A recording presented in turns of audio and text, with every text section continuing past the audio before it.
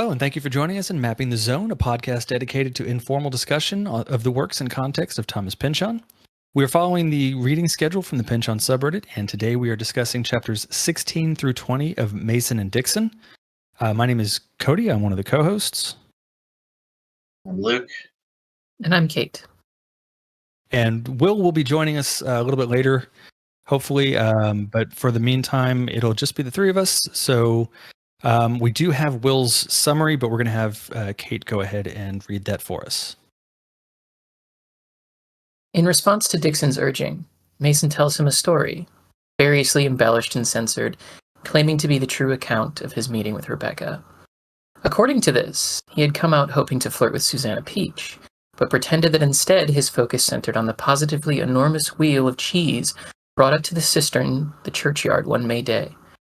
It was supposedly an octuple Gloucester, though proper accounting notes that being octupled in each dimension compared to a standard double, it's quite the wheel, and breaks its delivery wagon's wheels. Mason has been distracted in fantasy when this happens, and the cheese comes careening down Cooper's Hill, ready to at least partially flatten the youth, when who but his wife-to-be throws it from its path. Uncle Ives interrupts the second-hand account by noting Rebekah's absence from any Gloucester records, but is brushed off shortly.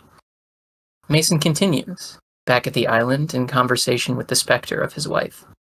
He apologizes for his rackishness in her posthumous era, and she promises no harm done, demonstrating how, while she hasn't been shown the secrets of the universe, time and the affairs of the flesh no longer disturb her spirit. Later, talking with Maskelyne, Mason decides he's had enough. Dieter, Neville's German acquaintance, is made clearly a ghost to Charles, and the scattered manner by which his temporary partner seems to recall the phantom, perhaps implying another with which he'd been straw. He heads down to the beach, lights a signal fire, and as a dhow sweeps in to pick him up, he sees Maskelyne head out again, this time in a new suit. Some unknown speaker tells him to request a ride to a valley near Jamestown to save some fare. The sailor cuts him a deal in Maskelyne's favor. There, approaching the town, Mason finds a museum, operated by the East India Company, dedicated to the ear of Robert Jenkin, which had been the victim of the First Blood in a war not too long prior. The proprietor of the establishment, Nick Mourneville, was Florinda's, Mason's former fling, former fiancé, and despite his demotion, both professional and romantic, seems to be enjoying the power vested in him via the Ear Museum. He lightly coerces the astronomer into sharing a wish with the seemingly still living orifice, and Mason wishes for the return of his knight in scarlet armor, friend Dixon. Of course, upon hearing of this on his actual return, Jeremiah takes the chance to mock his pal for such whimsy. They proceed to worry themselves over what purposes Maskelyne may have for his self-exile, and discuss tentative plans for a reprisal of their partnership in the New World. Returning to England, Engineer Bonk's predictions hold true, as Mason and presumably the other intern is interrogated for Cape intelligence by authorities. He returns to his sons, feeling suitably removed from their immediate lives, and they make the feeling mutual in an unambiguous way. Shortly after his return, the mentor, the astronomer Royal James Bradley, dies. Turned away from the wake, left no inheritance, Charles reminisces on his twin loves, Susanna and Rebekah, their love for each other, and the intimacy shared between the couples in the years preceding the wife's death. He cannot seek a claim on the interest grown from his work, having been done in such a spirit. Cast away from the place of grieving to which he feels entitled, Mason ends up in the local pub, unhappily eavesdropping on a number discussing his mentor, and in particular his involvement in the British Calendar Act of 1751, when Whigs stole 11 days from the people. Mason has heard this his whole life, the misapprehension he cannot discern from willful discontent, especially from his father, and so he leans in with his expertise in Bradley's matters and dispenses the truth to these commoners. The days, he says, were given to a commission of Asiatic pygmies who lack the fear of temporality endemic to the English. They inhabit a pocket realm, one of crossing into and out of our own, the looping 11 days only remotely synchronous with our time, their cycle and our line haunting one another. In the same way, this was an attempt at immortality by the aging Bradley and Macclesfield, though in what particular way this would help them is left to the imagination. Mason is a bit nonplussed at the acceptance of this explanation, but buys the next round. He returns home to his sons, sisters, and brother-in-law to find himself being courted by a local middle-class suitor who seems quite close with his children already. The news of the possible contract in America predictably upsets everyone, each for their own reasons, where the boys, demanding he remain and find other work in Britain. He cannot meet their demands. The pain of it all is exacerbated by reminders of the unconditionality of love the boys have for their father, held captive from their attention by the king's missions. It's made even more bitter when he realizes his own father has been paying for their room and board, on contract to be apprenticed at the mill. Charles Sr.'s revenge for the younger's flight from the secret yeasted arts. We are shown a happier portrait of the pair, in the junior's youth, still working at the bakery, learning his father's belief in the convergence of the nature of bread and the soul, the grand transcendent unity of the mill and the world. All our Mason can feel is a deep revulsion, a terror at the vacuous capacity even for the Spirit of Christ. The senior wishes he could broach the immediate subject, the reluctance between a father and son to speak freely of their love for one another, for fear of the certain rejection of such explicit terms. He cannot muster the words. This, I felt these 5 chapters were, I really enjoyed them. They were very heavy emotionally. I don't know if y'all had the same impression, but yeah, there's a lot of character building for Mason, specifically kind of getting a lot of his character development and kind of understanding him as a person and how his relationships have shaped him as a person. How did y'all feel about these chapters? I'm pretty much right in line with you, where as far as like moving the plot forward, there's not much going on there. I think that really the plot sort of takes off more so when you get to the second section of the book in America, but there is a lot of, to your point, a lot of character work that's being done in these earlier chapters, and in this section of chapters in particular.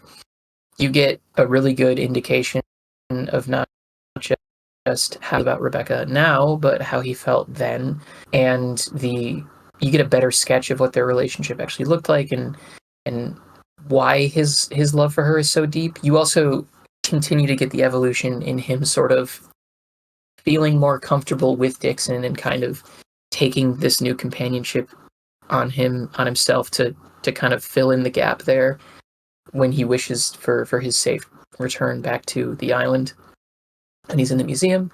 And then of course you have the entirety of the sections involving his kids, which are just, it's hard to read, especially if you have kids, or if you've been in a family with a lot of kids, or one with an absent parent, where you know what that is like to wish that your father or your mother was home, and they're just not, and they seem, to a child anyway, almost unwilling to be there.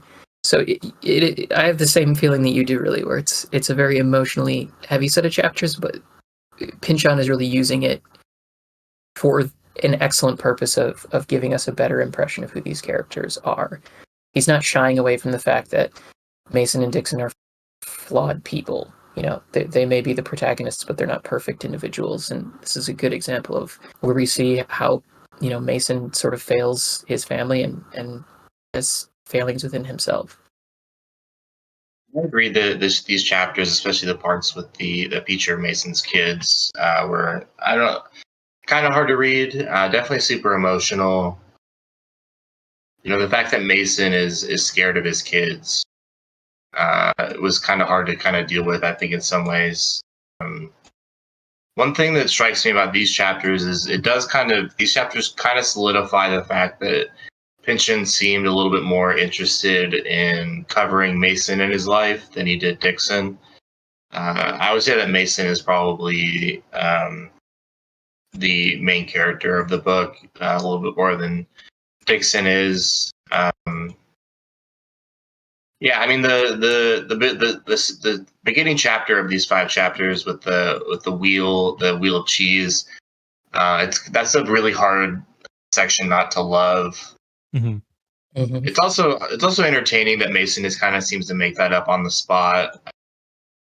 It's a ridiculous story that probably does have some basis in in truth in some way, in terms of, I'm sure at some point in England that somebody did create a massive wheel of cheese.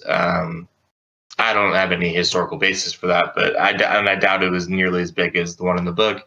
That does seem like a very like European kind of of this general time period type of thing to do. I do kind of wish we got more about Dixon in these chapters. It would be kind of nice to see Dixon at home. And then he's from the north of England, right? I believe so. I think, if I'm not mistaken, the lack of character development for Dixon in relation to how much we get from Mason, I think is due to the fact that there's really not much historically known about Dixon as much as there is about Mason. I don't know the specific reasons behind that. Maybe that's something that Brett can clarify or shine some light on. But my understanding is that there's substantially less information that's known about Dixon than there is about Mason. Okay, yeah, that makes sense. I could also see Pynchon, because like we don't get much of their ship ride home to England. It's not even like half of a chapter. I could honestly see that maybe Pynchon cut parts of this first section, perhaps just because it is a very long kind of prologue to what is more the meat of the book, which is the sections in America. So I know that. Well, I shouldn't say I know. I'm fairly certain that to kind of go back to the historical accuracy of this, the cheese rolling event, as far as I understand, is a real thing, or was. I'm not sure that they still do it. But kind of like you had mentioned, Luke, I think this, with that opening chapter, what I like about it is that there's that kind of unreliability to Mason's recollection of the events. It certainly seems like he's embellishing a lot of what happened, or at least parts of it. It has that feel of of a kid coming home and telling his parents about how there were like greatly exaggerating the amount of something that they saw, and then like the more they question on it, it gets reduced and finally pared down to what it really was. But it seems like Mason was in a pickle to kind of really make this story enjoyable, and just as a result kind of exponentially increase the size of the cheese that was there. Or maybe he didn't. Maybe in this version of history they did have a what seems like a shed-sized cheese wheel that was on display and got awry. Yeah, I do think it's interesting that Mason refuses to tell Dixon how him and Rebekah actually met, as if I think it's in there that it's his way of like protecting Rebekah or staying true to Rebekah, which is not necessarily an urge or a feeling that I necessarily understand super well. I don't necessarily know how telling your friend how you and your dead wife met would tarnish her memory. I wasn't necessarily sure what Mason was going for there, but Mason isn't always logical. So yeah, it could just be something as simple as he doesn't. Maybe the circumstances behind how they met weren't anything noteworthy, and he doesn't want it to come off as just another boring love story. Who knows? Yeah, it is interesting that he did find it necessary to make this very fantastical story to tell. Yeah, absolutely. And if I recall correctly, it's been a couple of years since I actually read the book, but if I recall correctly, you do eventually learn the actual reason why later in the book, or like how they actually met. And I don't remember if it's explicitly stated why he felt the need to protect her for one reason or another, but I believe an answer is in there later on.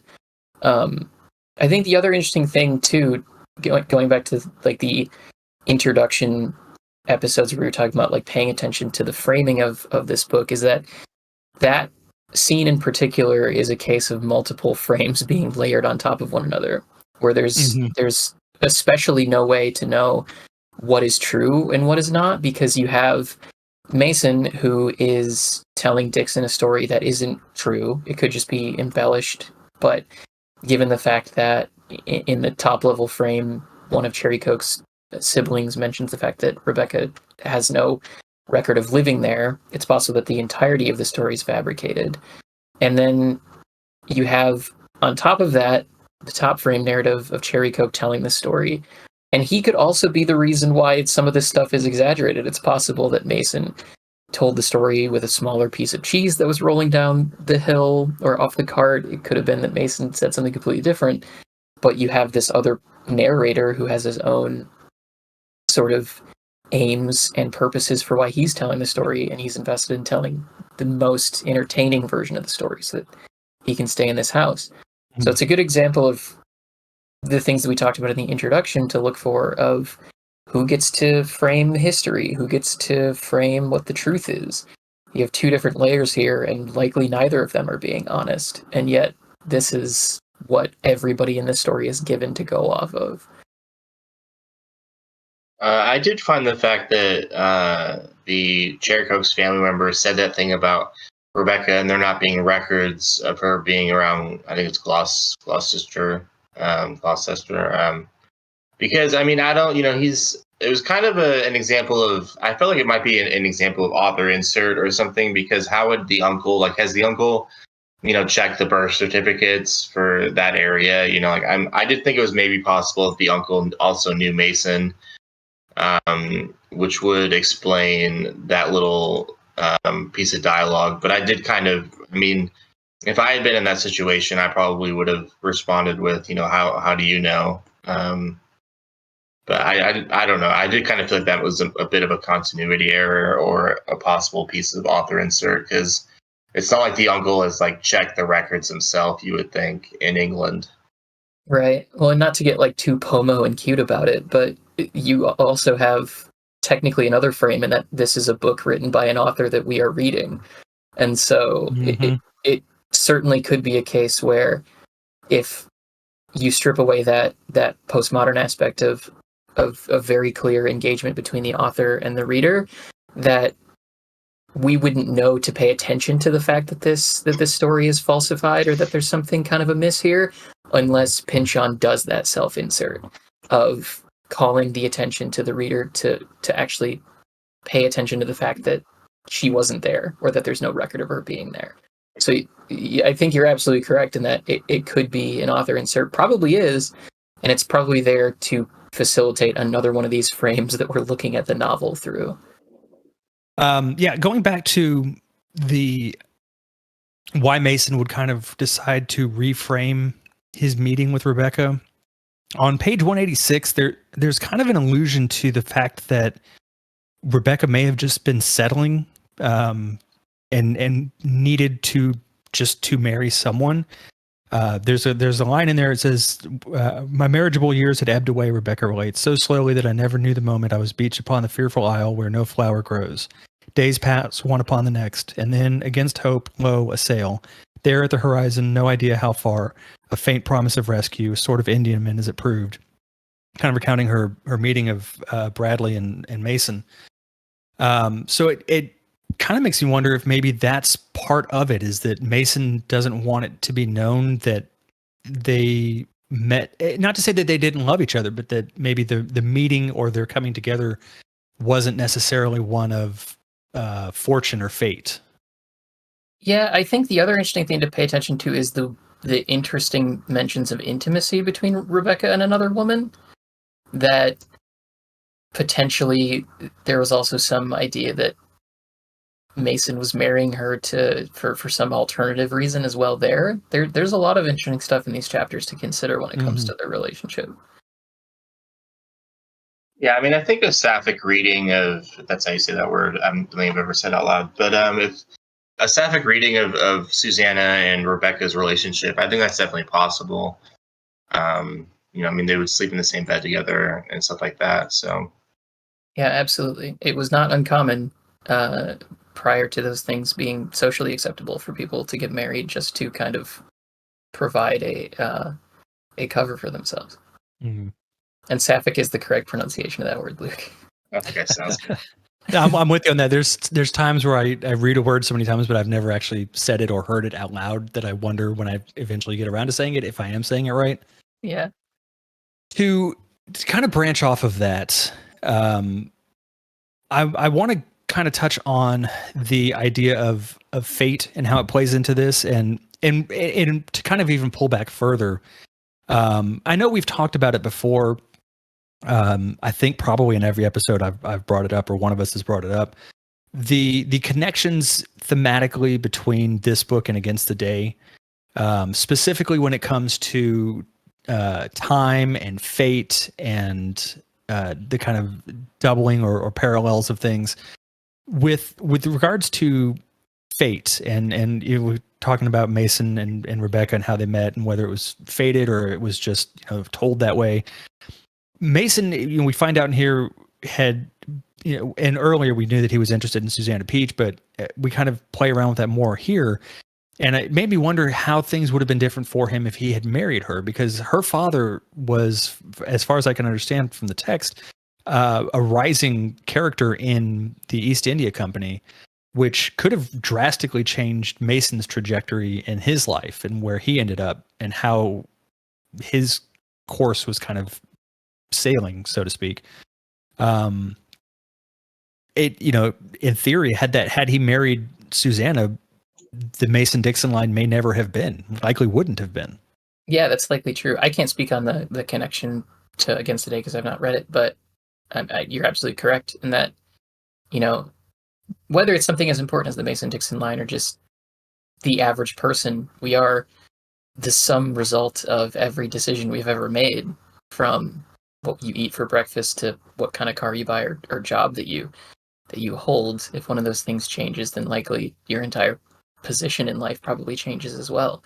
So there is certainly an idea from a predestination or a destiny reading of this book that points to the idea that if one of these things had changed, especially something as major as who he gets married to, that nothing would have proceeded the way that it actually does. Hi everyone, by the way.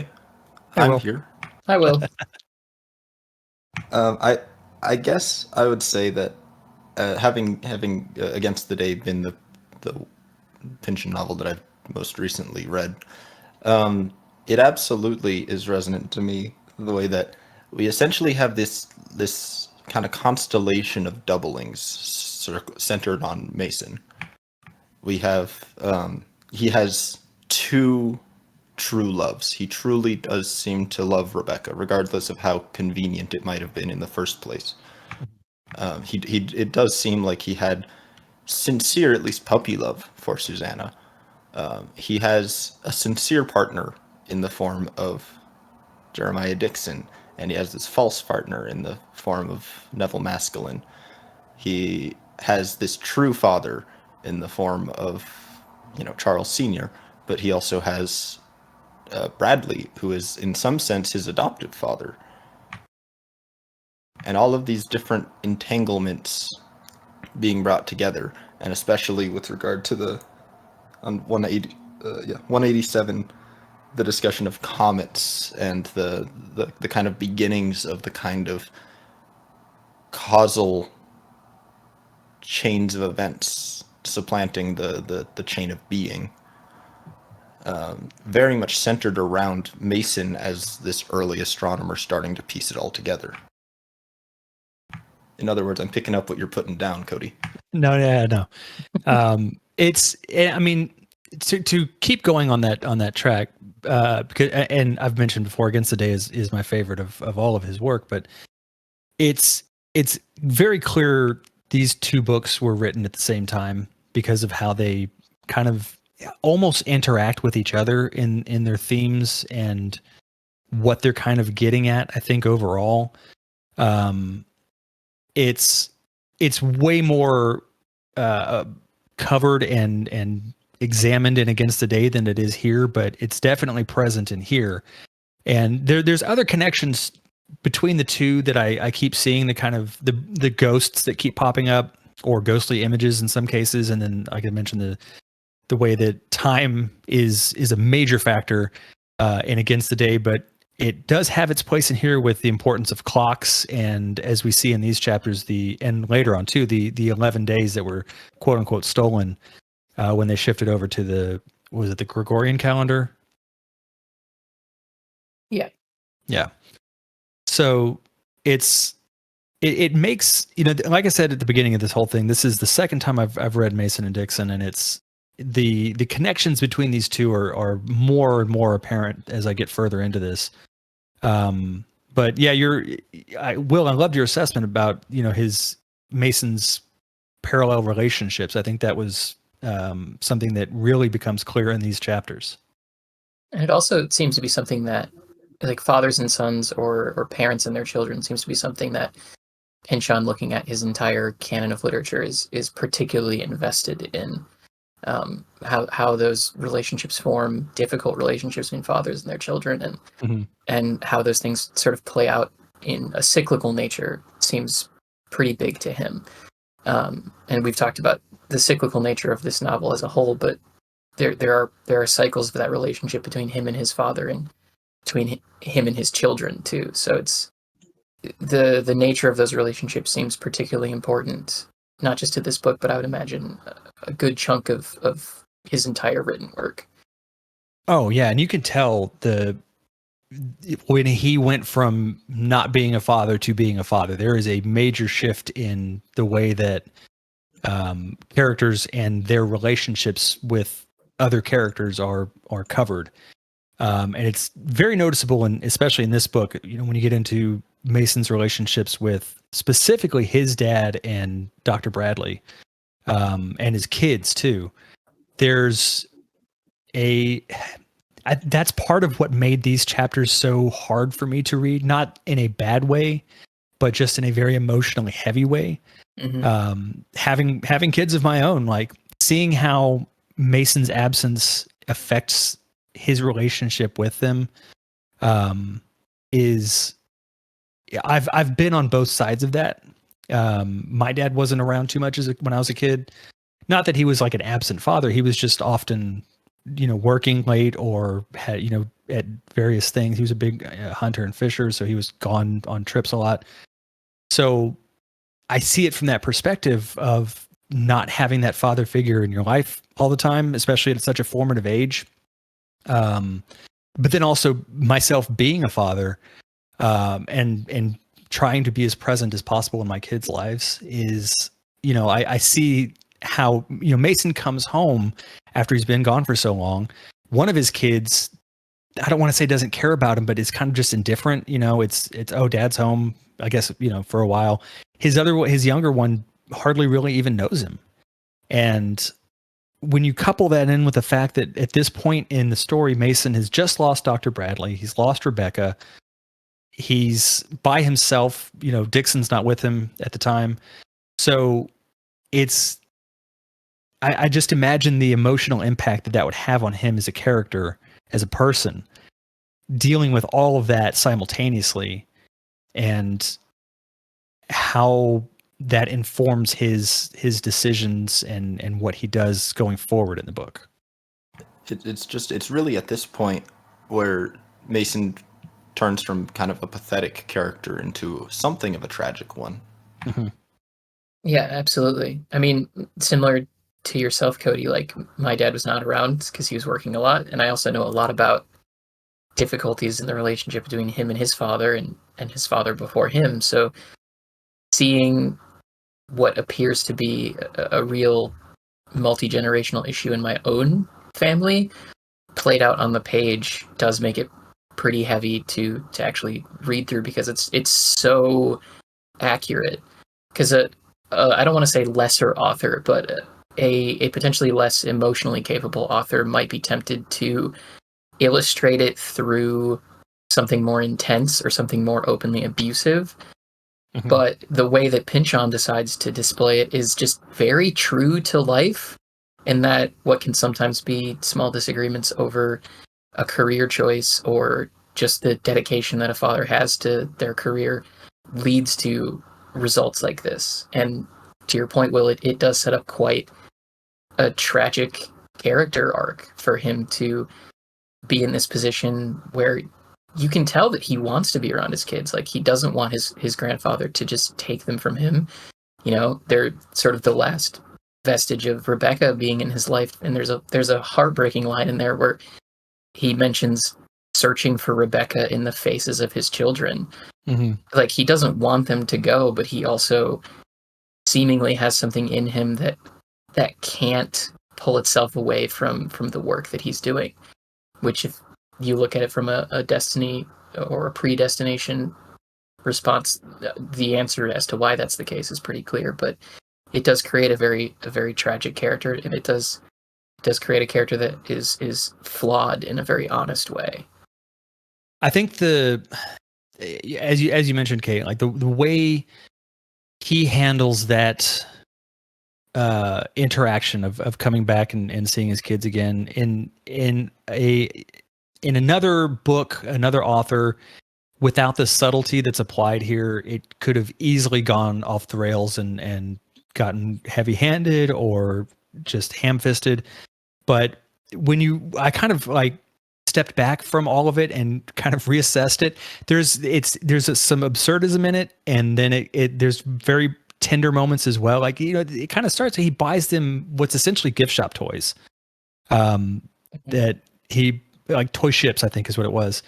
And then spends a little bit of time with them and has trouble interacting with them because it's been, so long since he's seen them. Eventually tells them that he's going to have to leave again.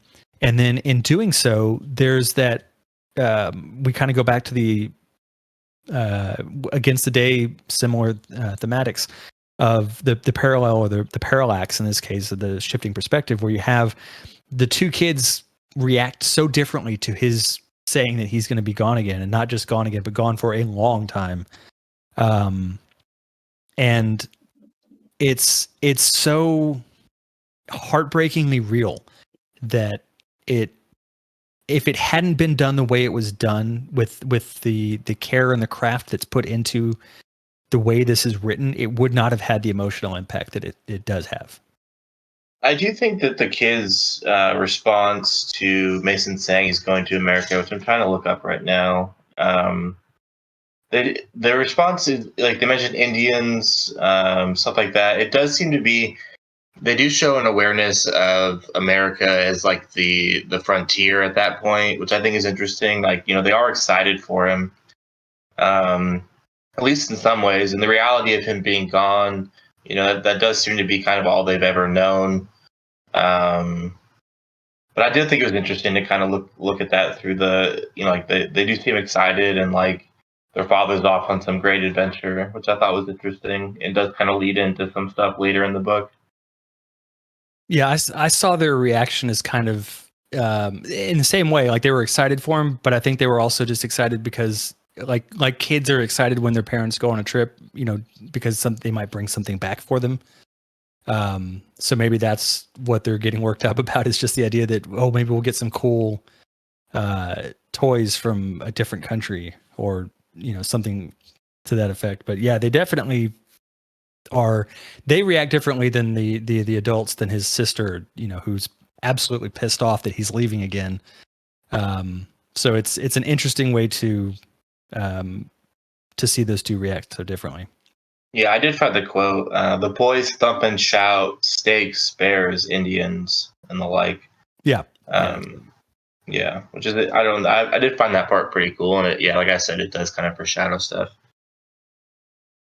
And it's interesting that in most of the cases where them going to America is brought up to other people, other than just Mason and Dixon, the responses are usually like, oh God, why would you want to go there? Like, it's so dangerous. Or like, there seems to be a lot of people who are afraid of America in one way or another, or find it to be a very unappealing place to go, which does create quite a bit of anticipation for a reader who is paying attention to those lines of dialogue, and is pretty clever foreshadowing for things that they encounter. That there seems to be a understanding that this is not a pleasant place to have to spend several months in. Mm-hmm. In fact, this might be a bad assignment, which is, contrasting to the horrible things that we've seen and heard about in the first place they went, which had no sort of reaction from people. Really does make a reader think if they're paying close attention when reading the book. Well, and let's to kind of continue on that, the mention of the reaction to them going to America and not reacting to where they just were. The kind of allusion to, and we talked about this earlier, how the island itself of St. Helena seems to impact people, I guess is the right way to put it, or a way to put it at least. It certainly has a way of causing some psychological changes to individuals who are there. And maybe I just didn't catch it in the text, but the line, "He's not Dieter, at least anymore he isn't." Is it ever made clear like what that is referring to, other than like Dieter just is not physically there, or he's not the same person, or that he was a plant by the EIC?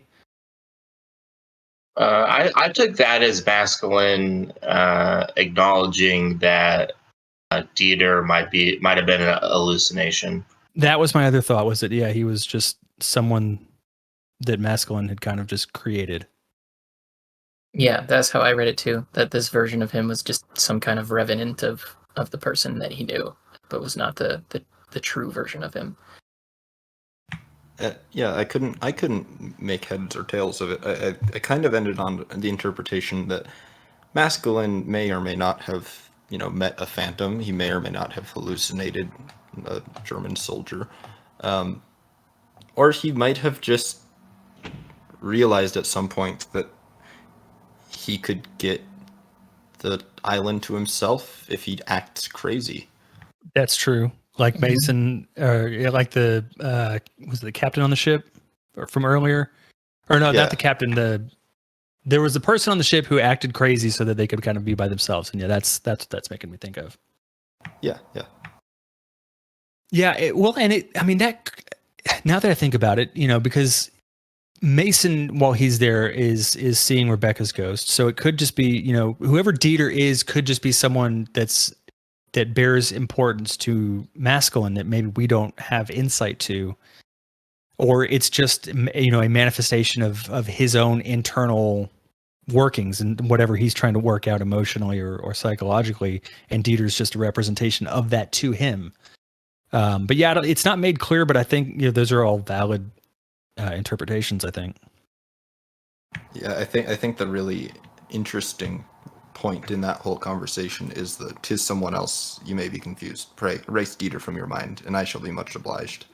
And there, it really is kind of incoherent. Because sure, Dieter might have changed. He's not Dieter anymore. Whether that means it's a different ghost, or he is a ghost, he's no longer Dieter. It doesn't follow that you would just immediately jump onto Dieter never existed. There's no point in talking about him.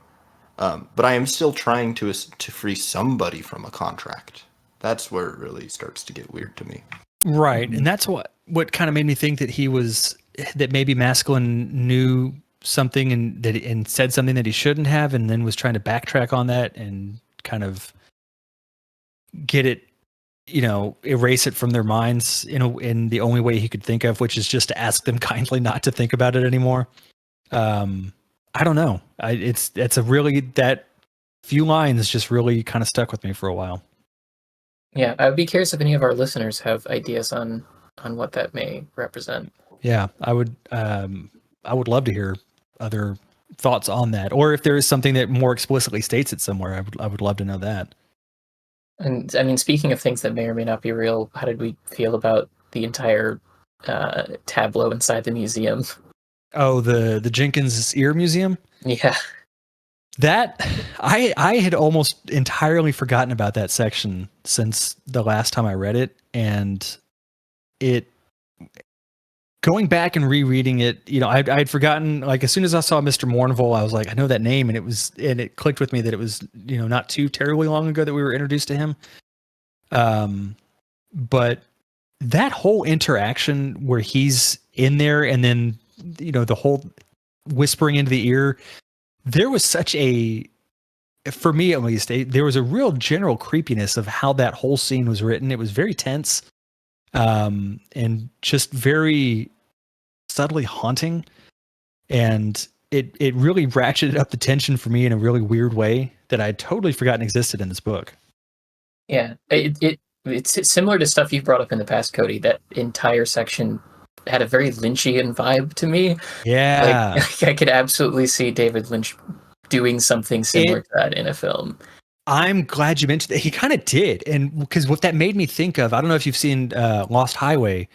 There's a character in that movie that is played by Robert Blake, and he meets Bill Pullman's character at a party and has Bill Pullman call him at his own house. Yep. And answers the phone there. And it's absolutely terrifying when it happens.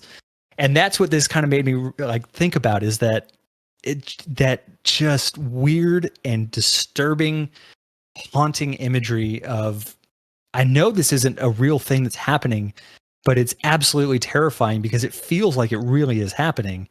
And you're so bought in at the time that it just really, really worked for me.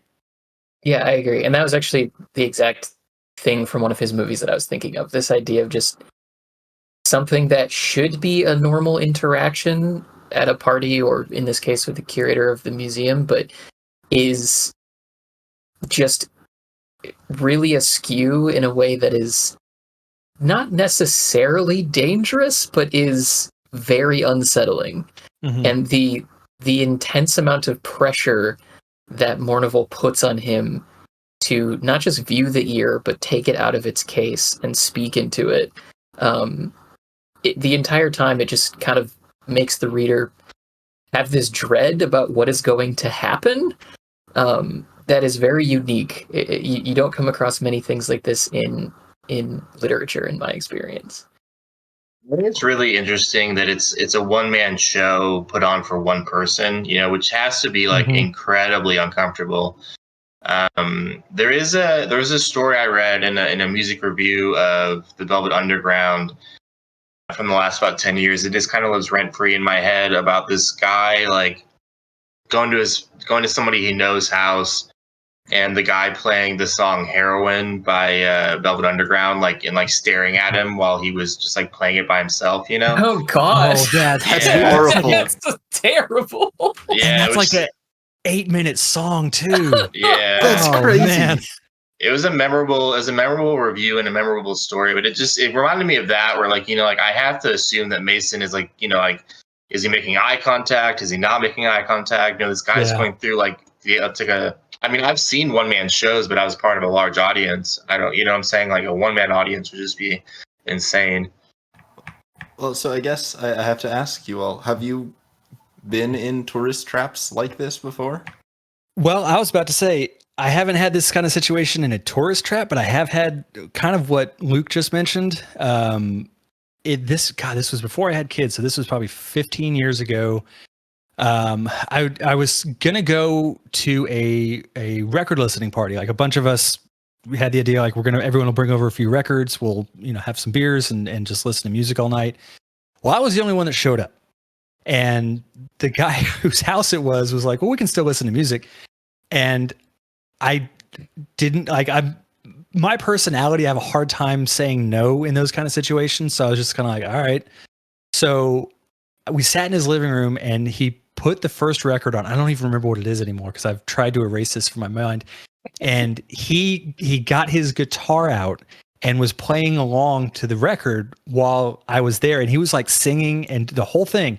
And I was just sitting there very uncomfortably like, okay. And just kind of checking my watch every now and then. I think I left after about an hour. I was just like, I got to go home. My wife needs me. I got to work in the morning. It was just very uncomfortable, but at least I could get out of there pretty quickly. Yeah, I have not been in a tourist trap situation like that, but I have been very active in local music scenes where I am the only person who has showed up for a show, and the pressure to not just stand there and still watch the band perform, but also appear into the music is uniquely horrifying. I've been on both sides of that stage. Well, so I bring up the tourist trap thing because obviously that's what this is. That's what this is. But beyond that, there's a certain vibe. It's definitely an intentional thing that the kind of person who wants to open up a tourist trap cultivates within themselves, and it is the ability to make any kind of offer of something, even something entirely innocent like a bathroom key or like some beef jerky, make it feel like there's a threat of murder resting right behind it. Mm-hmm. Like if you ask for the bathroom key and you didn't buy gas, you better have a good reason. And so like it's I've never been in a situation where a madman who just got dumped by his fiance and is abandoned by his employer on an island in the middle of nowhere, and in particular a weird cabin, a secluded cabin in the middle of nowhere on an island in the middle of nowhere, to perform one-man shows to an audience of there's no way it's more than 5 people at any given time. He's just sitting there saying, yeah, life has its ups and downs. Here, talk to this ear. I think he's nailed the particular insanity of tourist trap conductors, I guess, better than I've ever seen before. Well, and to top it all off, the real cherry on the whole thing is that he pulls the whole disappearing merchant act at the end of it when he gets out and he turns around and the whole thing is gone, and it was the perfect way to end that whole interaction, I thought. One thing to think about, I mean, like if the entrance to the museum is anything to go off of, it would have been super cramped in there. So I mean, it's going to be close quarters where he's doing all this, singing and dancing and whatever, and then Mason's probably at most a few feet away. Yeah, it's an uncomfortable scene in a number of different ways. Yeah, I mean, there is a real sense of paranoia there because Mason continues to make comments about how he is desperately searching for a way to leave, like either an exit or a way to exit this conversation or anything like that, and this guy is just not allowing him to.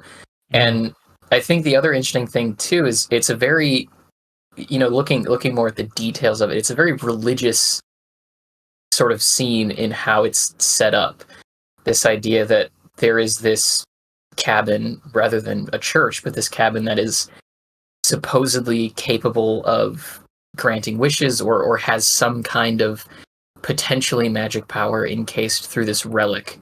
It reminded me a lot of the reality of Catholicism, where for a diocese to have the ability to dispense of the holy mysteries of the magisterium, the actual, not necessarily church in a lot of cases because they don't have enough relics, but the cathedral that oversees the diocese needs to have like this piece of a saint in it, or a piece of the supposedly true cross, or like blood from a important religious figure somewhere. And it isn't until that thing is installed that the diocese is capable of actually doing anything for the members of the church. Like the whole, and if you ever look at the things that these relics are encased in, I forget the specific word for them, but it has a very similar look to how Pynchon describes what the ear is encased in this particular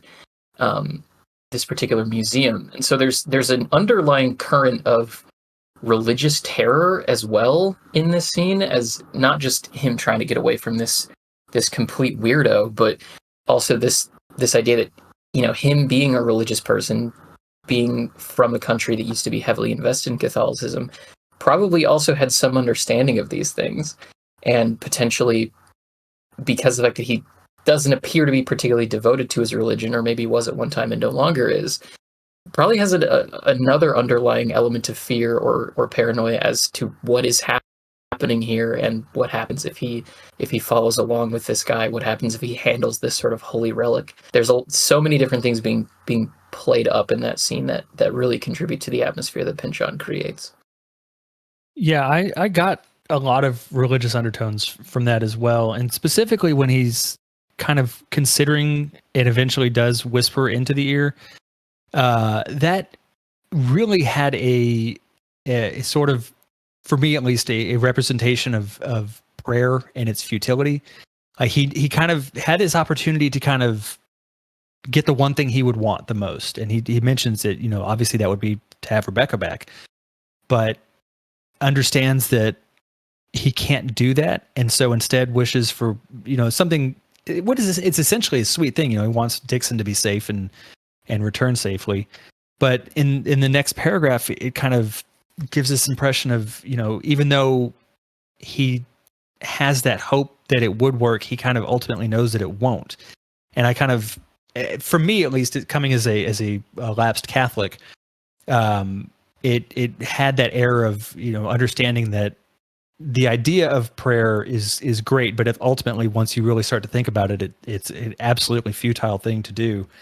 And I think he got that impression, and so I thought it was even more interesting when Dixon kind of played along with it later on in the story and put that hope into him for a moment, if only that.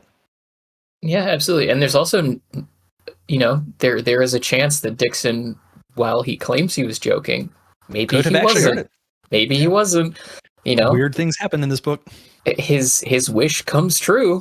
Dixon is fine, and so I think it's really interesting too that, you know, as I've mentioned on previous episodes and back in the Crying of Lot 49 chapter, the purposeful decision making in ambiguity and in how Pynchon outlays these chapters and his narratives is that he kind of leaves it up to the reader to decide. You know, how do you feel about this? What do you think the reality is? Did this have some effect or did it not? Is this guy, you know, just some crazed lunatic on this island that has an effect on people, or does he behave this way because there's some truth to what he is doing? And if there is some truth to what he is doing and what he believes in, then it turns from a story about a guy who's potentially crazy to somebody who just has real conviction about what he believes in. It really invites the reader to add their own interpretation, and I love it when his work does that. Yeah, and it's especially notable in this book to pay attention to which of the fantastical elements are couched, because later, you know, in this section that we've read, there's the whole story about the octuple Gloucester cheese, which is, you know, technically you could make a cheese of that size, but it is plainly a lie. You know, there's no way Thomas Pynchon found some story about an octuple Gloucester that, you know, essentially made the first dangerous cheese chasing, whatever they call that in Gloucestershire. But it's here, yes, you have the normal degree of, yes, everything in the story is being told by the Reverend to entertain his nephews. But we don't know if the Reverend believes this is true. And we're not supposed to know if the Reverend believes this is true, much like later events in the book. But this is the first one that I can think of that happens so far. Maybe I've missed something, correct me if I'm wrong, that is actually something fantastical. Everything else has just been unrealistic or absurd, but it's always been absurd in the sense of you could imagine people doing it on stage, but not in real life. This is magic, and it's not explicable by, well, there's so much wind that it's driving you crazy. It's just, this is an ear that moves of its own accord. Yeah, I don't think there's been anything previous to this that would fit that description. I think you're right there. Yeah, I mean, unless you wanted to spotlight like the fortune teller accurately predicting the ship getting destroyed, but nothing to the same degree, certainly. Yeah. And that one was even, I mean, arguably, literally just naval intelligence. Right. There's an alternate explanation for that. Yeah. Which also the concept of naval intelligence being info siloed through fortune tellers on docks is a great Pynchonian idea. Yeah. Well, and even the telling of that story of the cheese rolling, and we kind of touched on this, Will, at the very beginning, but that in itself is very Pynchonian. That highly exaggerated, absurd, kind of grounded in realism, but hyper extended beyond anything that's possible but still presented as being real Yeah. is very much in line with what he does. Yeah, I mean, not to spoil later in the chat in the podcast, but that's the most Pinchonian part of this section for me. Yeah. Pretty fair. Yeah. It's really easy to visualize too, which I love visualizing the cheese rolling down the hill. Yeah, I had forgotten that was that was starting these chapters, and as soon as I saw the first couple of sentences, I was like, okay, yeah, I remember this part. Especially if you've seen what events like that look like in real life, because people either showcasing cheese like this event was for does happen, and there are also events around the world where people do roll wheels of cheese down hills. Mm-hmm. So if you kind of have an idea of what that looks like, and then just really balloon that up to the size that he's talking about, it does create quite a funny visual, like you said, Luke. Yeah. Well, and I did a little bit of research into the cheese rolling, and it doesn't seem like the May Day occurrence of a cheese rolling has any historical precedent whatsoever. And so I find it interesting what parts he chooses to make completely unreal. Because, in 2023, as we're recording this, Reddit and StumbleUpon and Facebook and Twitter in the past 15 years have really made, the idea that, oh yeah, in Gloucestershire, there's just this town where they roll some cheese down a hill. That's something that a lot of people know. There's an entire Netflix hour-long documentary about the cheese rolling competitions. But in 1997, this was some very esoteric knowledge, really. And he chose to say, all right, I'm looking at this historical documentation of this very strange, obscure event, and I'm going to put it on May Day, not on the actual celebratory event that would be around a month. I can't remember before or after May Day. Yeah, and so that kind of goes back. We talked about this, I think, in Lot 49, but when you really cut back, and I thought the same thing about the cheese rolling thing, because it is such a weirdly specific event to have knowledge on. And who knows when he found out about this, because the book was published in 97. There's no telling when he, caught wind of that event, and it reinforces the idea for the listeners who are unfamiliar with, life without internet. And I'm not trying to dunk on anybody for that, by any means, but having grown up in the early 80s and 90s, we would have to go before the internet. You'd have to go to the library and do all your research there and pour through card catalogs, and you basically spend hours, either going through encyclopedias or back and forth through the shelves trying to find the things that you needed to get whatever information you needed. To think about him doing this and the kind of weird and unusual events that he picks up from history, like the Jenkins's ear war, the War of Jenkins's ear.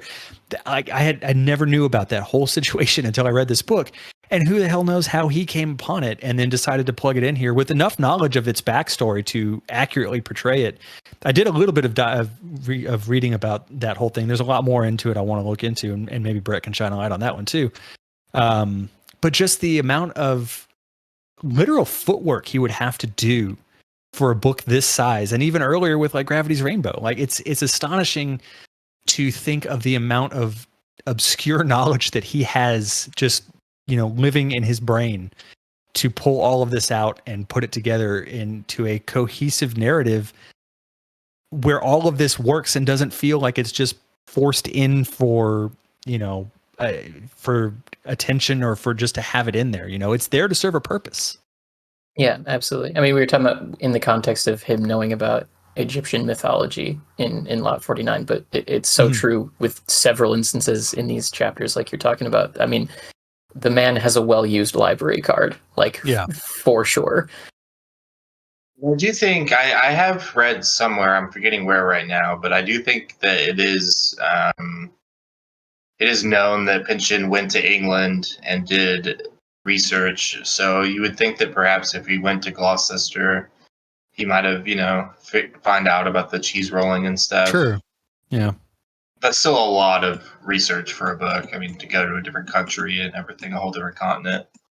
I want to go back to talking about his relationships, but specifically his relationship with Dr. Bradley, because I think that relationship plays such a large part in his formation as a excuse me, as a character. So, one thing I highlighted in the reading of this, and it reminded me of Lot 49. When Oedipa had her time driving to just think to herself and gather her thoughts and have that moment of clarity, there's a kind of similar situation in here on page 185 where Mason is just kind of processing and talking to himself and talking through his grief. And it really reminded me of that particular scene, but also that's something I do when I'm struggling with something and need to kind of work it out and I don't have anyone that I can talk to about it, is I will verbally out loud speak to myself back and forth to kind of put everything together and sort it all out. I don't know if y'all do that as well, but that part really hit home for me.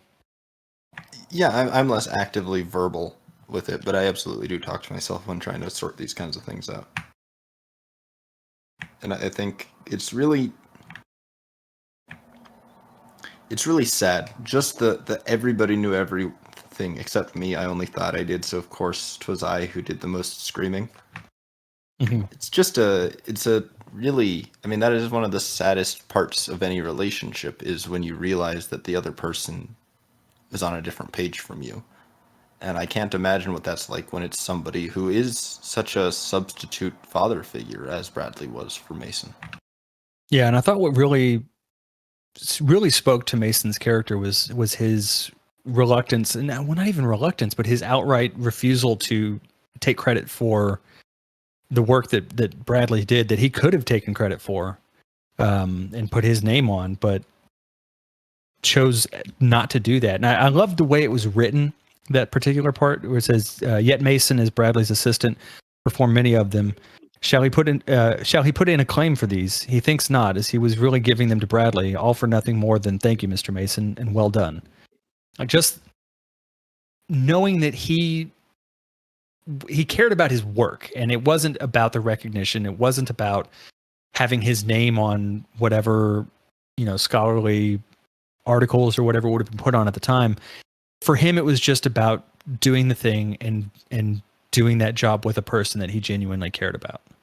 And especially coming from the relationship with his father, which is not, openly antagonistic, but you can tell that Mason didn't understand his dad's reverence for, mill work and for the baking of bread. Like in the last couple of paragraphs where we kind of get a flashback to that period, you can tell there's somewhat of an intellectual disconnect between the two of them on that.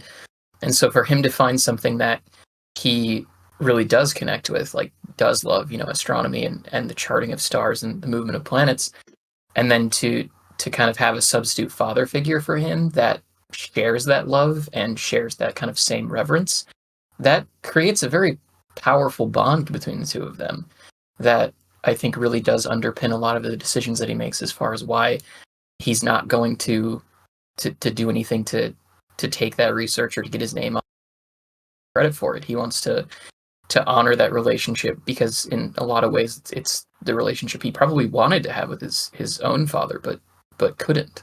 Yeah, and to complicate things further, even assuming Susanna and Rebekah weren't, euphemistically intimate, but just generically, close. And we still know that Bradley and Susanna had hosted Mason and Rebekah in their home for at least a couple of years there.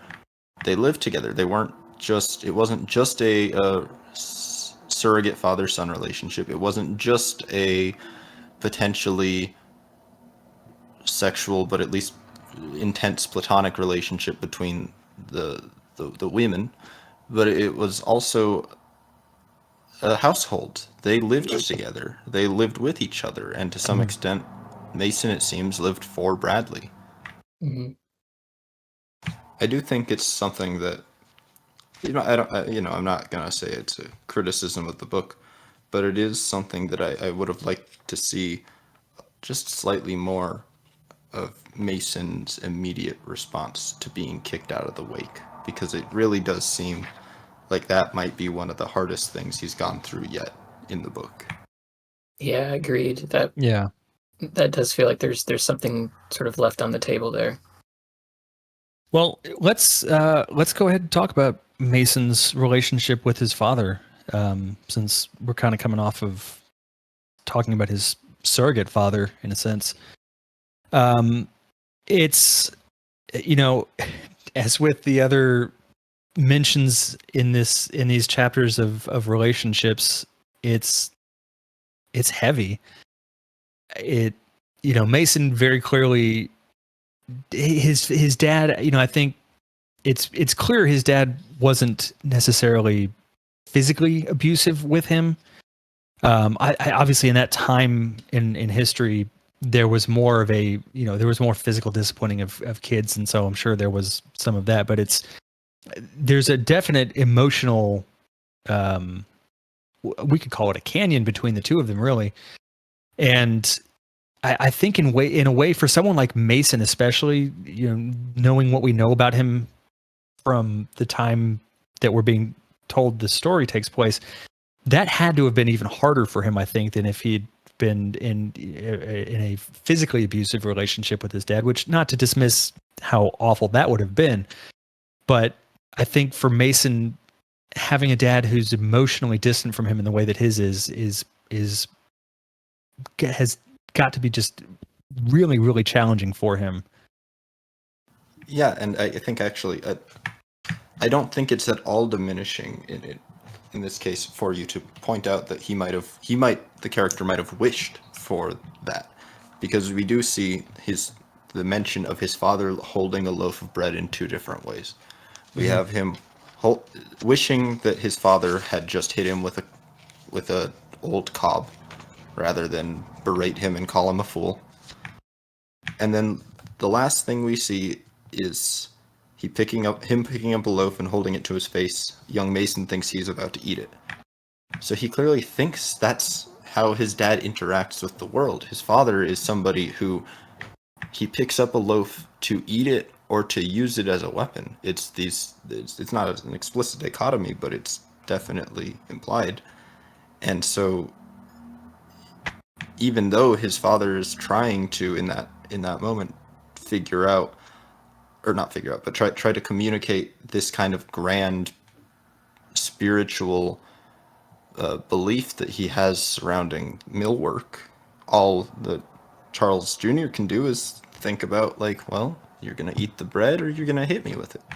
Do you think that evidence for Mason's dad being emotionally distant comes through even before we get that information and before the dad even appears with Mason? Number one, he doesn't seem to want to go home. He seems, he lingers in London, I think, for a little bit, looking for ghosts and stuff like that. But Mason does seem somewhat scared of his kids and definitely is emotionally distant from his children.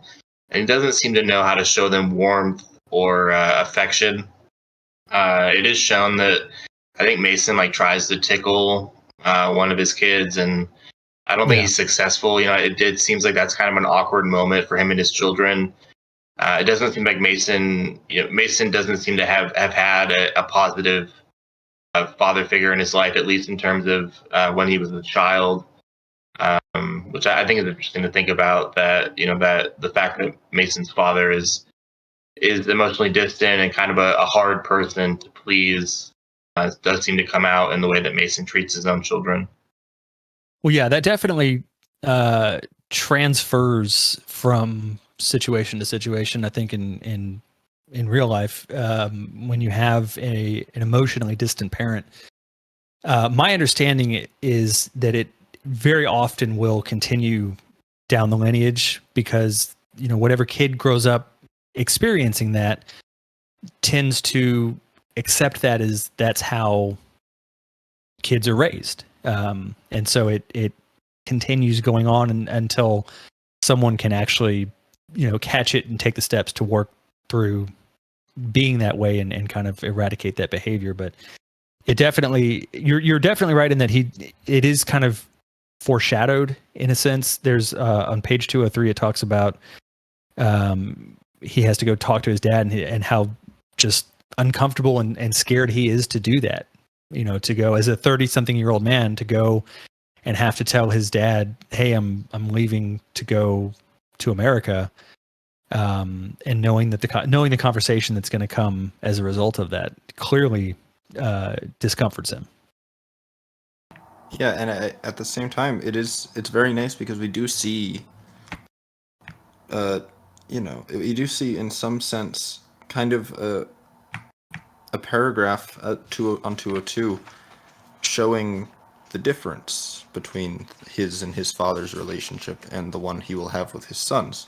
Because whereas his father is trying to communicate this fundamental doubt, this fundamental fear of trying to connect more with your child and pushing them away incidentally, what we have is Charles Mason, his sons coming to say goodnight to him, stumbling over themselves and falling into him and just being fiercely loving.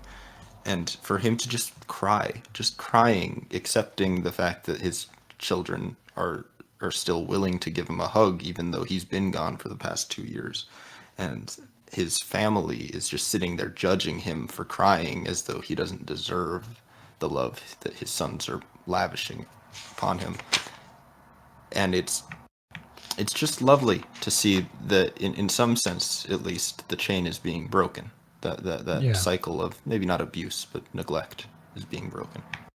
Well, and it even seems that Mason's dad is at least kind of aware of his behavior. At the very end of chapter 20, I was going to save it for my quote, so I'm not going to read the whole thing, but there's an interaction that goes on between him and his dad, but it's not really anything that's actually said. It's more something that his dad wants to say to him. And it kind of implies that his dad knows that he's, he is the way he is and that it's had an impact on him, but he can't do anything to get around that. It's so baked in at this point that he can't change that behavior. He can see it coming and he knows it's going to happen, but he can't do anything to prevent it from happening. Yeah, and that particular inclusion is one of the most realistic parts of this that makes it hard to read if you have any experience with it, because that hit me hard. Yeah, because I know that my dad's the same way. Like I know that there are things that he wants to say and he just knows that he can't. And seeing that captured so accurately, it really does hit home. So the other, I guess, big part of this group of chapters that I wanted to cover is the 11 days. This, if I recall correctly, comes back routinely throughout the rest of the book, but this is the first time we get a mention of it. And it's a really fascinating kind of examination of how people react to changes, not just societal or political changes, but scientific changes. Because the townspeople's reactions to the 11 days that are essentially removed to adjust to this new calendar, to the Gregorian calendar, it creates such a really violent response from these people who just have no way of conceptualizing why this would be done. And can't see the necessity of doing it. It's just they, the capital T, they took this from us and they've done this and that with it, and they did it for this reason or they did it for that reason. There's this whole kind of litany of conspiracy theories that kind of abound as soon as I think it's on page 192 where you have all these different kind of implications of why it was done, and they kind of say that Mason maybe had something to do with it. I thought this was a really fascinating part of this book, and like I said, I know it comes in later and it plays a big part in a lot of things, but it's one of those things in history. Again, I didn't know about that before reading this book, and so it gave me something new to learn. Yeah, and I think it is one of the most captivating scenes of just almost pure dialogue that we've come across in this book so far. Mhm. I know Luke was the one who mentioned the fact that there's not much description in the book. There's a lot of dialogue in the book because it's just a man telling a story at its very top tier of framing. But a lot of times, as we've also discussed in past chapters, that can sometimes feel a bit tedious or like there's a lot going on that is hard to track. That is not necessarily the case in this particular conversation in the bar. I find this entire conversation incredibly compelling and interesting. And the way that Pynchon uses something that did occur in real history and had this level of insane response to, in the actual, charted history of this happening, to the effect of what he novel with an age of science and an age of religion kind of clashing is really geniusly done. Because as we were talking about last episode with the clocks and this idea of we have all of these questions or all of these things being talked about in reference to who controls history, who tells history, who gets to determine what is fact or fiction in history. Now we're getting into this idea of who controls time and who controls, what the hour is, when it's just a clock, or in this case, who controls what day of the week or year or month it is in what's being done here. And a huge amount of the backlash that occurred in real life and is also present in these scenes of dialogue is the fact that this was considered a Catholic way of date keeping, that it was something being done by the Pope, and that it was something that was in direct opposition to England, because France had it. Well, we've been fighting France forever, so now we're just adopting the methodology of the enemy. We became Anglican because we didn't agree with the Catholic Church, and now we're accepting their way of date keeping.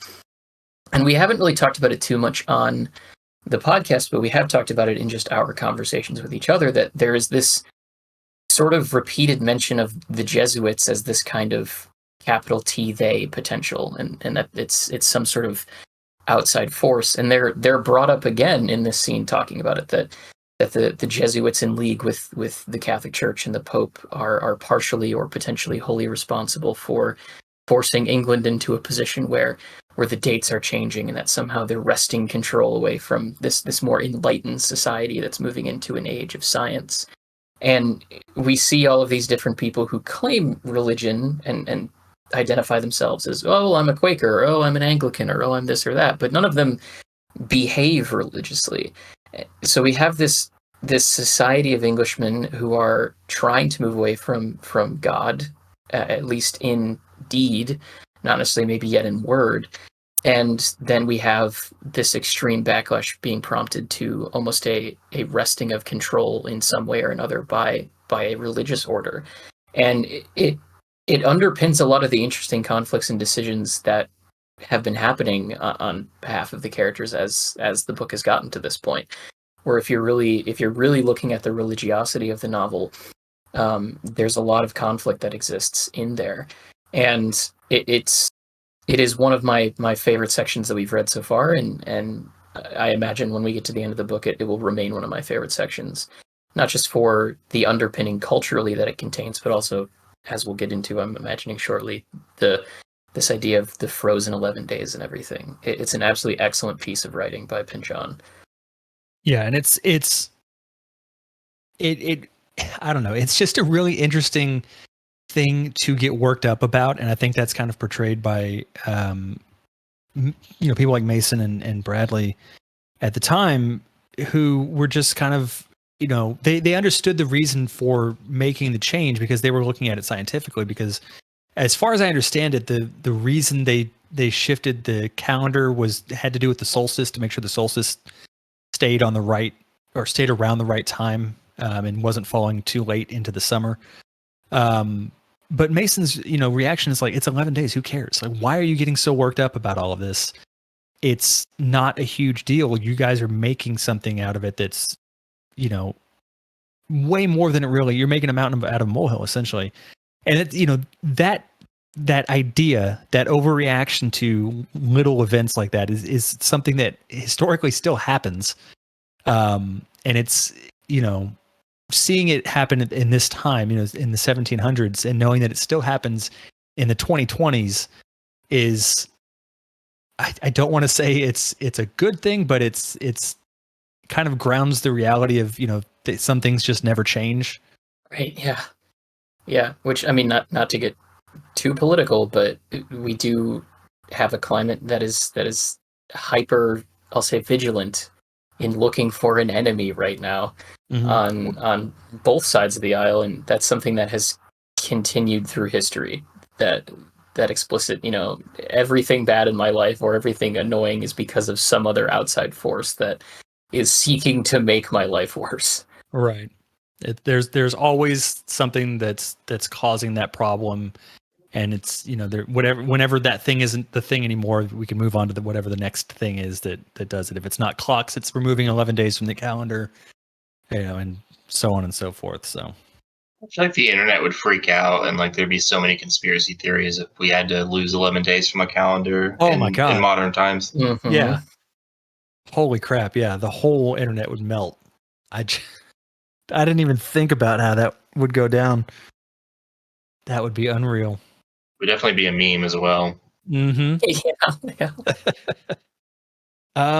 What did you guys think of they're referred to, I think, as aliens, the kind of the group that lives within that 11 days. The Asiatic pygmies. Yes, thank you. That was the other term for them. I found that whole concept, again, kind of ties back into Against the Day. But it was just a really a fascinating part of the chapter to read through, and the shift from before it to when it is occurring, like that. It's so brief and just happens that I had to kind of go back and reread to make sure I didn't see the kind of blending of those parts. Well, I went way off on a very unproductive research tangent regarding who these people were, because sure, he says they're Asiatic pygmies, but on the prior page we have people guessing the Indies, China, and then Stepney with no question mark. And the joke there is just that Stepney is on the east side of what used to be London, and nowadays it is just kind of like the East End area. But I decided to dig into Celtic languages to try and figure out if the description of the grammar might refer to a Celtic language. And you know what? I'm not an expert on, clearly the quote-unquote Asiatic pygmies are supposed to be, Tibetan or something. Maybe they're some of the Indian Ocean Islanders, but regardless, I don't know any of their linguistics. But the descriptions that Mason uses regarding gender and the way that possession and time and cases are used in the language of these people, it's actually not that far off of what at this point is slightly archaic Brittonic languages. So they might be from Stepney, I guess. Okay. Especially since Stepney was associated at this point in time with thieves and hoodlums, and they would have, at that point in time, thieves' cant and other languages that derived from the Creoles of Romani and Celtic languages wouldn't be too dissimilar from that. So that's just a unproductive tangent, but I just felt like someone might find that interesting, because they might just be from Stepney. It is interesting. If you are from Stepney, let us know. And if you speak thieves' cant, yes. Write in. I think, Kate, you were the one that mentioned that there's not much moving the plot forward in these chapters. It's more kind of character building. So it definitely kind of limits what we can talk about in that respect. But the character development, I think, and I think that I've read some people's reactions to the book, and they don't necessarily. I think the general consensus is that part 2 is arguably the best part of the book, because all of the action and everything takes place in that part. But I think part 1 tends to get kind of an undue negative reaction just because of its general kind of slow paced and character building aspects. I personally have enjoyed it very much, especially these 5 chapters, and really learning more about specifically Mason, because as we mentioned earlier, there really isn't a lot about Dixon to build off of, so it's kind of hard to do that in the first place. But I like this aspect of Pynchon, because with his early stuff, V and Lot 49 and Gravity's Rainbow, there's a lot of characters, especially in Gravity's Rainbow, but there's not really a lot of time to really get to know those characters and really see them develop and change and have an arc.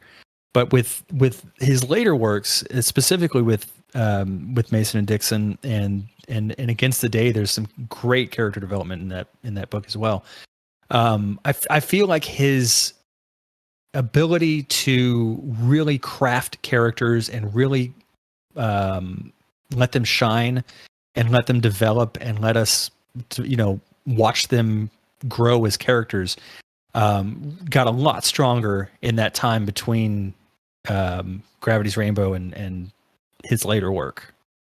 Yeah, I agree completely. And I think the other thing to keep in mind too, as we've talked about multiple times, the warmth of this book and the emotional impact of this book, that doesn't exist without character writing like this happening. Mm-hmm. Understanding the tragic nature of the character, understanding why Cherry Coke goes and visits the grave so often, understanding the depth of the relationship between Mason and Dixon and how it will be challenged as they go through this journey together, and all of the things that do happen in the second part of the book that everyone loves so much. The impact would be lessened without this first section being there. You really need to have some groundwork laid in order for a lot of those relational aspects of the book to function properly. Otherwise, if they're not there, then you have an author asking his readers to believe that the relationship between the two of them is as good as he says it is, where instead he's showing the reader exactly how it develops and why it becomes so important, so that we actually have a better chance to feel those emotions along with the characters. I think it was you, Cody, who said earlier that it became very clear when Pynchon became a father, and how that changed some of his character writing. And that is exactly the sort of investment that he's making here.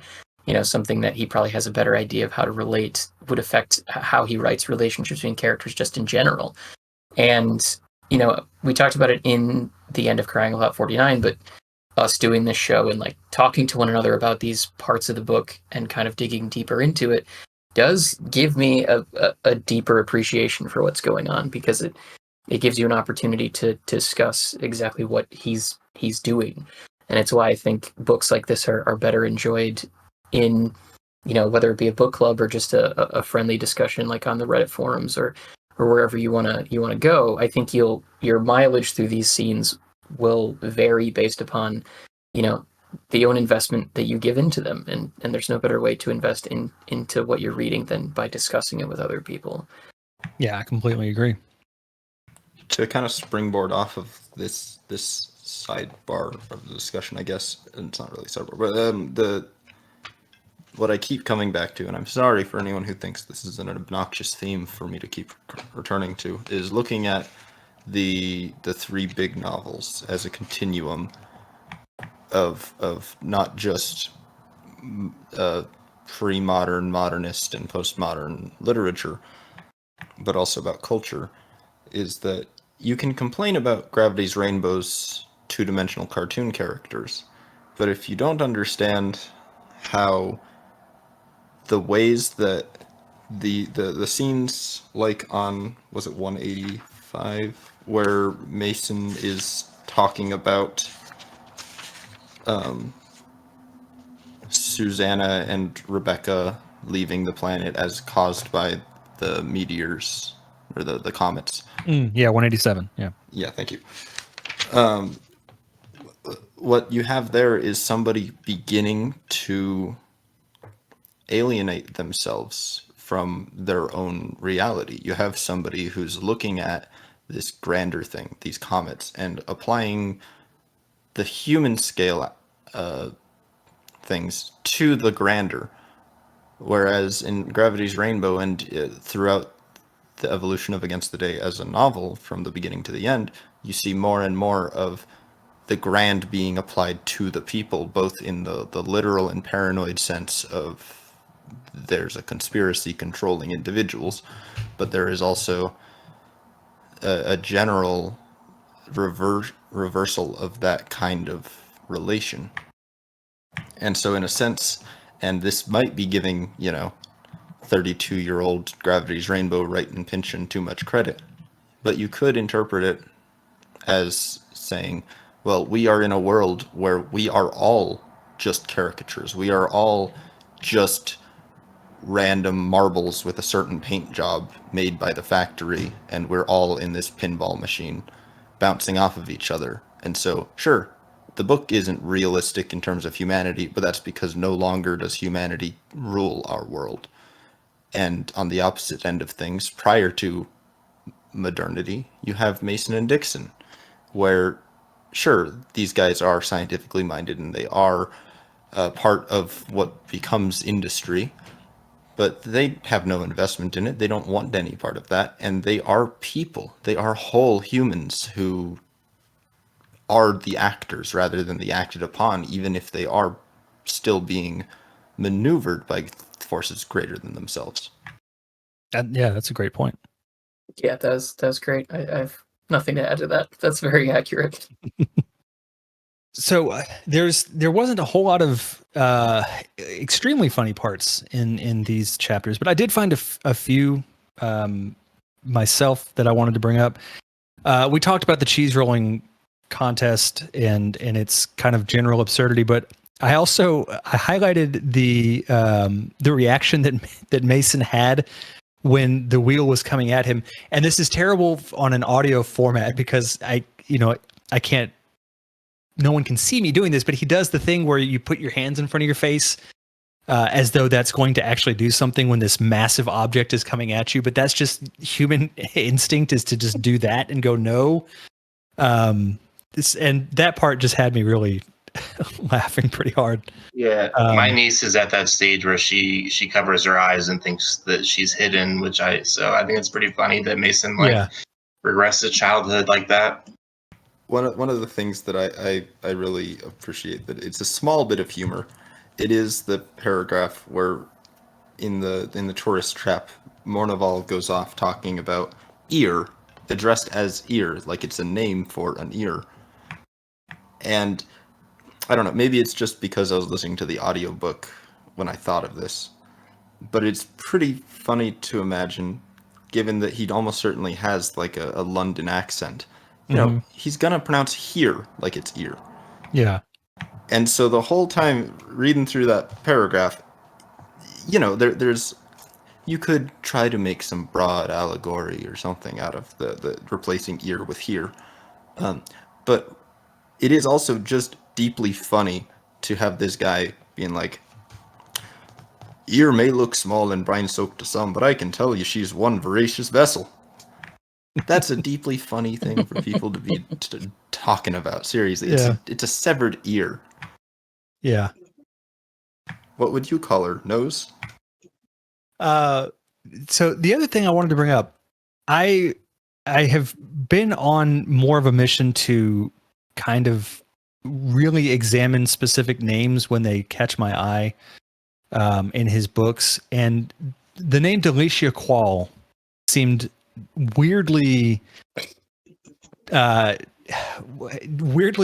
purposeful, and I looked into it, and I may be stretching a bit here, but obviously Delicia sounds like a little bit like delicious, and then the word qual I had never heard before.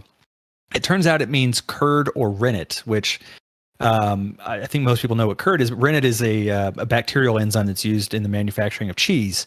So if you want to be generous with it, it could be that her name means deliciously cheesy, which kind of fits her character because, you know, she's garishly dressed when they meet. That I think, what was it? He says that her gown was at least an order of magnitude too riotous for any casual visit in these parts.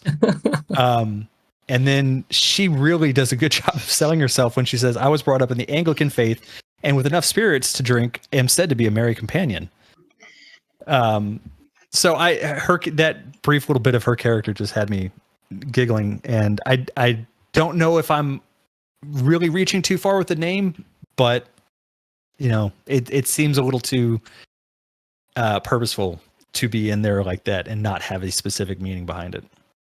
Similar to that, I didn't note it down just in case it would be too much of a reach, but Nick Mournival, the last name Mournival is a hand that you can have in poker, but it can also mean a group of four, or a group of four individuals in particular. So there was a part of me that was wondering, is he trying to insinuate that this man has schizophrenia or multiple personality disorders? Like he is actually a group of four individuals inhabiting this one body named Nick? That was another name from this section that I found particularly interesting. Yeah, I looked into his too, and all I could find was the cards thing. So I'm glad that you found that little bit extra on there, because that one seemed a little bit too purposeful as well. Will and Luke, did y'all have any other funny parts that you wanted to bring up? No, they've already been covered. Yeah, all I can think of are just little bits of dialogue that strike me as funny but aren't really worth mentioning. Yeah, there's a lot of those, just the little one-liners and offhanded jokes. Let's go ahead and do quotes. I'm always going to ask Will if you want to start first, because we have a tendency to steal yours, so I will offer that here. Well, as per usual, I will refuse, but I appreciate it nonetheless. Kate, Luke, either you want to go first? Mine is on page 186 of the edition that I'm reading, where it says, "Day into night, rain into starry heavens, when Rebekah crept from their bed to join Mason upon the astronomer's couch. Bradley's wraith stood over them, a lonely, weakly illuminated picture of himself, compelled to watch them, to observe, yet wishing he did not have to hover so, crying, no louder than a whisper, 'I am a quadrant mounted upon a wall. I must be ever fiduciary, sent into error neither by heat nor by cold, that with which the stars themselves are correlated, firmly set enough for the aberration of light, but too coarse to read, with any penetration, the winds of desire.' He was insanely in love with his young wife, and yet had no way to estimate where the end of it might lie." I mean, that quote has a lot going on in it relationally, from the standpoint of not just Mason's relationship to Rebekah, but also, as we were talking about, to this relationship with this father figure that he had, and this sort of interesting dynamic between the four of them as they lived together. And it, as we were talking about, so much in these 5 chapters are so relationally heavy and so soaked in an intimacy that is rare for Pynchon's novels, that I just had to spotlight that particular section because of what it really represents. It's this man who is insanely in love with his young wife, as he says, but he's also constantly sort of reminded of this man that he also does have some love for and had this very intimate connection with, and still imagines this man sort of in their life, kind of living with them still to this day. And then you have it reversed, where the ghost of him also is talking about how he wants more than anything else to be there again, and yet he can't. He's forced to be in this position where he has to watch and be this sort of silent figure, just constantly yearning for the days when he was a part of this kind of I'll use the word mournival, because there's 4 of them. This mournival of the 4 of them, and the deep bonds that those 4 people must have shared with one another. It's such a, I don't want to say blink and you'll miss it, but if you don't kind of go back through and read it again and kind of examine the two halves of that dynamic in that quote, I feel like the impact of it might be lessened a bit. It was something that after I read it, I had to just go back through and read that section again, and it really represents what he's doing in this early portion of the book in such a compact way. Yeah, that was a really, really beautiful section of that chapter. Luke, what quote did you have? So mine's on 179. Till now, he has never properly understood the phrase calling into a void, having imagined it said by wives of husbands or teachers of students. I love that whole paragraph. It starts off with comparing the ear to Helen of Troy, which is just a really, it seems obvious in a lot of ways to compare the two, like they both launched these big wars. I'm not sure if I would have, as an author, would have made that connection though, although it seems obvious. But yeah, I mean, I was in education for like 8 years or something until kind of recently. And especially as a substitute teacher, the whole calling into a void thing, like there was times when I would take attendance and I got to the point where if people were talking during attendance, I would just let them talk and I would just do attendance anyway. And if you missed your name or, if you didn't say you were here, even though you were here, it's not my fucking problem. I got very, kind of, what's the word? Jaded, I guess. But I don't know, I just love that calling into a void, teachers of students, and that whole paragraph is really good. It also kind of reveals, because the word preapic comes up in terms of the ear, which does make it clear that Pynchon was, for whatever reason, comparing the ear to a penis, which is just kind of a weird comparison, but there was some kind of foreshadowing of that, and then it just becomes clear in that paragraph. I just love that whole paragraph. Yeah, that one was a really good one. That makes me think, if you mentioned the experience of being a substitute and calling into the void like that.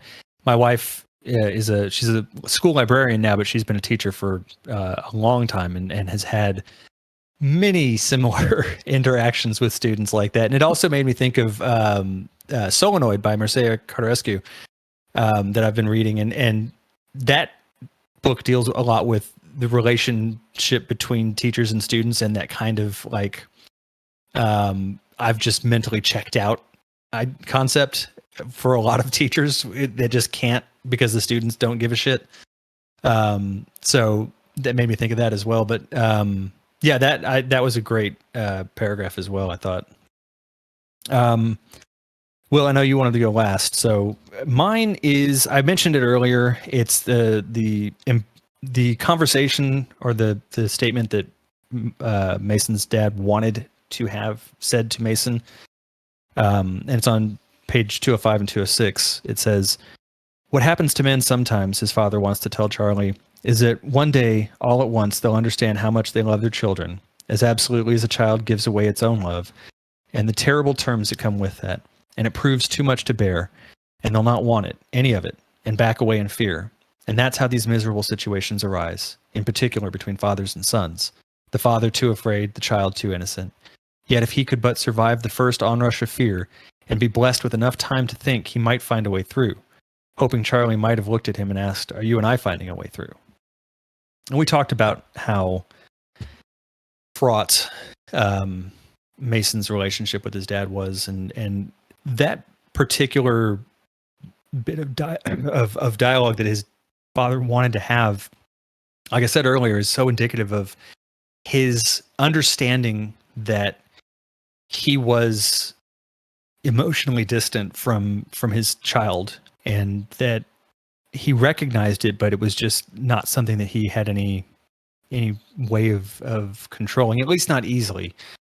And it's heartbreaking to see that he understands the impact that he's had on his son and the impact that it's had on his son's kids. And to know that he knows and can't or won't change is just heartbreaking on such a profound level. Yeah, if you hadn't made it clear earlier that was going to be your choice, I would have absolutely gone with it, because it's an incredibly phrased summary of one of, it's just hard. That's one of those hard parts of life, is trying to break through those shells that we build for ourselves, and it's just beautiful.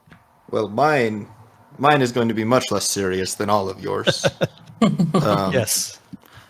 178.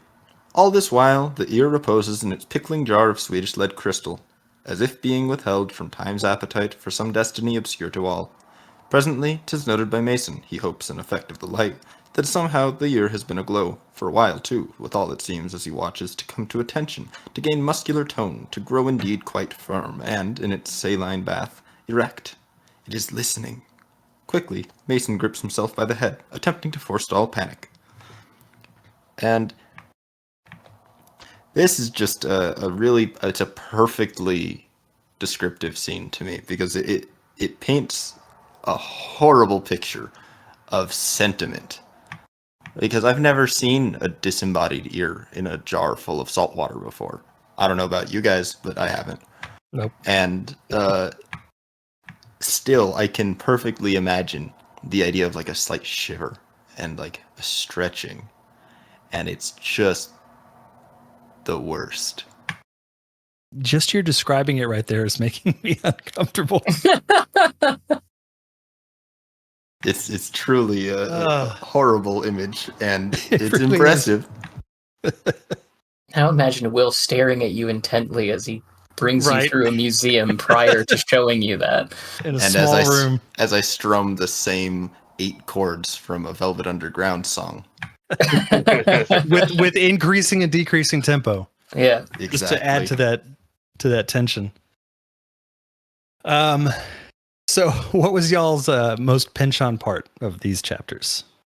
I mentioned it earlier, but it's just the whole absurdity of the cheese rolling. Mm-hmm. Mine was the discussion of the 11 days. We do get more about it later on, which is one of my favorite parts of the book later on. But it does strike me as a very Pynchon thing to focus on. As the Pynchon Wiki points out, that these 5 chapters have some similarities with Against the Day in terms of their obsession with time.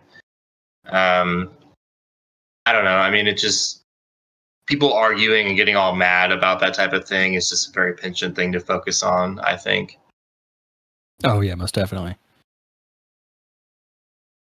I mentioned mine earlier. Just the all the passages that deal with relationships really highlight how much Pynchon grew as a writer between his early work and this later work, and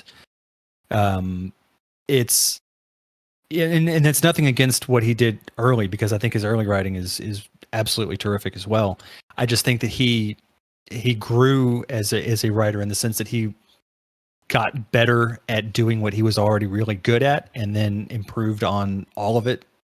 And his characterizations and his descriptions of their relationships, and helping the reader to really flesh out these characters more and more, just was a huge part of what makes specifically his later works like this and Against the Day really connect with me more. My choice is actually very directly linked to that. It's the section. It's the whole section surrounding that paragraph you chose for your quote, Cody. It's essentially the bookending of far from the ogre, troll his son makes him out to be, to the end of the chapter. It really is basically Pynchon inhabiting the perspective of Charles Sr., seeing this beautiful, it's not quite scientific, but this framework of viewing the world, which is not at all dissimilar from the Mason that we're familiar with. But it is just perfectly described, the slight differences in their characters and the slight hang-ups in his father's means of communication that guarantee that while Charles Sr. sees bread as a microcosm and as synonymous with the human spirit, what Charlie sees as a young man at least, is the horrible lack of humanity in the world. And I just think the way that he walks the reader through these opposing perspectives without changing the metaphor, without really shifting anything except for whether you're thinking about it like Charles the Elder or the Younger, is very artful. It's something that I have a hard time believing anyone else could do. Yeah.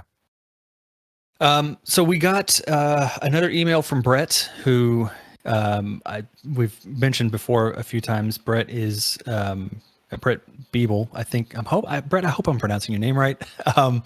He has a book coming out next year. It's a Mason and Dixon companion, and he has taken time to help us along with understanding a lot of the historical goings on from our previous episodes. So he's basically emailing us after he hears each episode and kind of clarifying some things and pointing out some things, which has been tremendously helpful. And he did send us something along today that Kate will read in just a second. I did want to mention that once we wrap up part 1, we are going to do a wrap-up episode that just kind of covers all of part 1, and Brett has agreed to come on for that episode. So he'll join us when we record that, and he'll be able to provide all kinds of great insight into what we've read so far, and I think that'll add a lot to our discussion. And so I think are all looking forward to having him on and being able to talk with him about that. But Kate, if you want to go ahead and read what he sent us, please. Yeah, absolutely. 1, I have nothing on Christopher Smart and Wanda Tanaski. I'm pretty convinced Pynchon had nothing, or wasn't personally involved with anyway, the Tanaski letters. But it certainly seems plausible Pynchon would make references to pseudonymous publication and the questions surrounding authorship, especially in this book. In terms of Maskelyne and Smart, I think the detail that stood out most to me was that Smart was committed to an asylum in 1757. Smart was interested in science, but wrote very intense religious poetry. Maskelyne has an interest in the spiritual side of things. He's a reverend, as he never lets us forget, and, of course, dabbles with astrology. Incidentally, those natal charts they cast are astrologically accurate. But I think he fears where that might lead. Smart might be a cautionary tale. Also, anything having to do with madness takes on added significance on St. Helena, so that's most of my focus with Smart. 2. Clocks. Maskelyne was super invested in determining longitude by using lunar observations. Calculating longitude at sea was vital. If you couldn't do it, you might die. See the Scilly naval disaster. Maskelyne's drink order on St. Helena is a direct reference to the commander in that case, Sir Cloudsley Chevelle. If you could determine longitude, you could also move goods more efficiently. So there were business benefits too. Of course, doing lunar observations aboard ship required an astronomer or a very practiced naval cadet and was very labor intensive. Clocks provided an easier way. If you knew you could keep accurate time at sea, you could know what time it was in London. If you knew that, you could use the sun to determine your position much more easily. Was Maskelyne devoted to lunars because he was skeptical of machines doing the work for people? Maybe. He'd have a point. Technology changes us, and maybe we'd be better off doing the hard work ourselves. He might also, though, simply have wanted to keep the power in the hands of the astronomers, as opposed to just giving sailors clocks. He's represented as rather elitist throughout the text. Thank you, Brett, for sending that. The clocks thing really added a lot for me. That was a really cool thing to learn about. It made sense that you would have to know, obviously knowing longitude helps with traveling, but what really was fascinating about this was the fact that the natal charts were astrologically accurate. That's absolutely insane to think about. Yeah, and to Brett's point about technology changing us, and specifically this idea of, was Maskelyne devoted to lunars because he was skeptical of machines doing the work for people? That really kind of gets to the point that Luke made a couple episodes ago about the kind of near cyberpunk underlying themes and some of the things going on, where that is sort of not a literal merging of man and machine like you'd see in William Gibson or anything like that, but certainly approaching something like that, where now we're offloading the work of people to machines or technology. Yeah, more of a, I guess, like a philosophical cyberpunk in a way. Yeah. All right. Well, that will do it for these chapters. We thank everyone for joining us and for listening. And if you have any questions or comments or anything else, please send us an email, mappingthezonepod@gmail.com. Next week, we're going to be doing the last 5 chapters of part 1, chapters 21 through 25. And then after that, as I said, we'll be doing a wrap-up episode on all of part 1 with Brett. So hopefully everyone will be able to join and give some insight on their thoughts up to this point. And we will see you all next week. Bye. See y'all. See you next week.